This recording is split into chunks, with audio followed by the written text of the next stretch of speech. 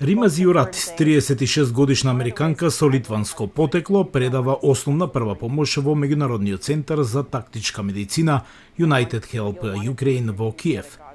Во летото 2022 година таа се откажала од работата во финансиската компанија во американскиот град Чикаго за да се приклучи на добротворната фондација Blue Yellow USA. Неколку месеци подоцна таа отишла во Украина.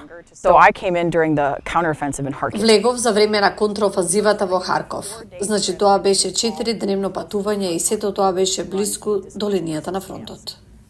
Како политолог по образование, таа добила шанса да зборува за своите искуства во Украина пред Конгресот на САД во декември 2022 година. За неа поддршката за Украина среде руската агресија е лична работа. Членовите на незиното семејство се литвански бегалци кои избегале од руската окупација во 40-тите години. Мал дел од нашето семејство можеше да оди во камповите за раселени лица. Она што најмногу ме мотивира е тоа, но и моите прабаба и прадедо умреа без да ја видат својата татковина слободна. Во февруари 2023 година таа се вратила во Украина за да добие обука како инструктор по борбена медицина. Мајкал Ромалис, волонтер и поранешен припадник на австралиската армија, го посетува незиниот курс додека се подготвува да се упати кон регионот Харков. Работиме со хуманитарната организација Украински патриот и вршиме хуманитарна работа. Пакети со храна, болнички комплети за антисептици.